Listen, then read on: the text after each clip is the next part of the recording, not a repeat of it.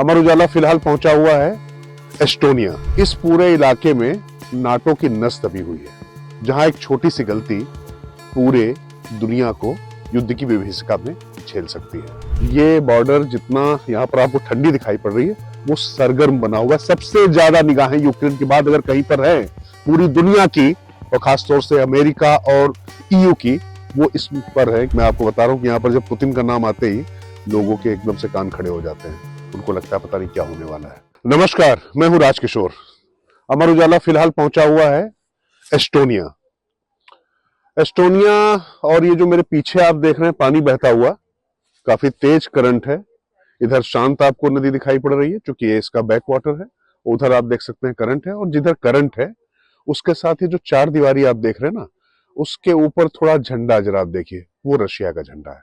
मतलब एस्टोनिया और रशिया के बीच का ये हिस्सा, और ये इतना महत्वपूर्ण है अगर मैं कि इस पूरे इलाके में नाटो की नस दबी हुई है, जहां एक छोटी सी गलती पूरे दुनिया को युद्ध की विभीषिका में झेल सकती है।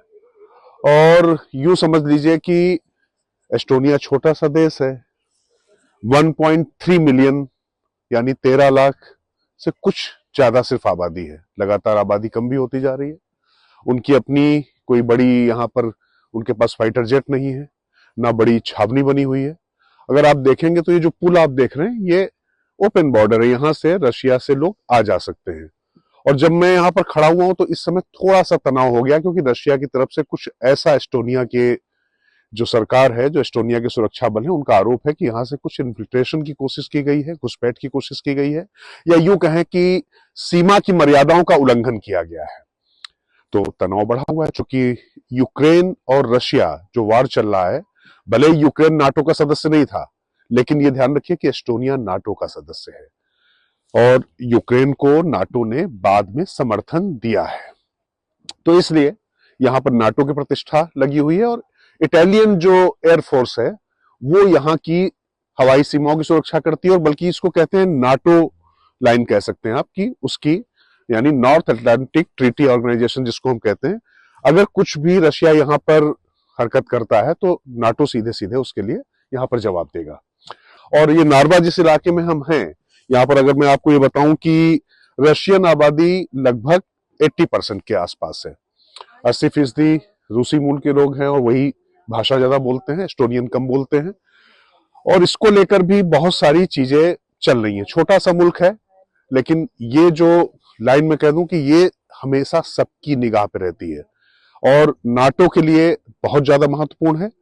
तो जब हम यहाँ आए तो हमें लगा कि आपको ये दिखाना चाहिए कि वैसे तो सब कुछ यहाँ पर शांत दिख रहा है, आना जाना सब बिल्कुल नॉर्मल है, लेकिन जो रूस और यूक्रेन का वार चल रहा है, उसने न सिर्फ एस्टोनिया बल्कि यूं कहूं कि मैं पूरे जो बाल्टिक कंट्रीज और जो खासतौर से रशिया से अलग होकर जो अलग देश बने थे, जो अपनी स्वतंत्रता की बात करते हैं, 91 में याद रखिए कि एस्टोनिया बना था, ये अपनी स्वतंत्रता उसको कहते हैं।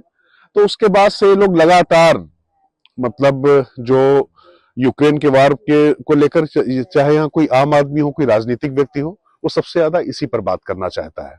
तो अब देखते हैं कि आने वाले समय में किस तरीके से चीजें परिवर्तित होती हैं, क्योंकि जब हम भारतीय यहाँ पर आए तो हर जो एस्टोनिया का एस्टेब्लिशमेंट है वो ये बताने और जताने की कोशिश में था कि देखिए रूस के साथ मत जाइए, रूस जो है वो एग्रेशन करता है। और रशियन जो खासतौर से जो हमारे कुछ समझौतों की बात चल रही थी, सैन्य समझौतों की बात कर रही थी, उनकी तरफ भी उन्होंने सवाल उठाया।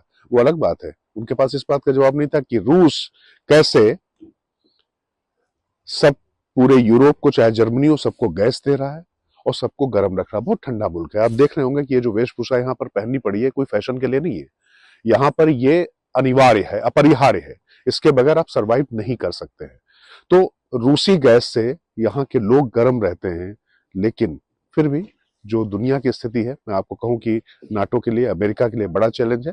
ट्रंप की नीतियों से भी भले लोग परेशान हों, बट आज की तारीख में ये बॉर्डर जितना यहाँ पर आपको ठंडी दिखाई पड़ रही है, वो सरगर्म बना हुआ है। सबसे ज्यादा निगाहें यूक्रेन के बाद अगर कहीं पर है पूरी दुनिया की, और खासतौर से अमेरिका और ईयू की, वो इस पर है कि कहीं पुतिन साहब, यानी पुतिन, मैं आपको बता रहा हूं कि यहाँ पर जब पुतिन का नाम आते ही लोगों के एकदम से कान खड़े हो जाते हैं, उनको लगता है पता नहीं क्या होने वाला है। तो ये स्थितियां है, ऐसी दुनिया ऐसी ही है। तो मुझे लगा कि जब यहाँ पर आए तो थोड़ा अमर उजाला की तरफ से आपको एक रिपोर्ट दृश्य और श्रव्य के जरिए पहुंचाई जाए। बहुत बहुत धन्यवाद, नमस्कार। अगर आप ये वीडियो YouTube पर देख रहे हैं तो हमारे चैनल को सब्सक्राइब कर बेल आइकन दबाएं और Facebook पर देख रहे हैं तो हमारे पेज को लाइक करें।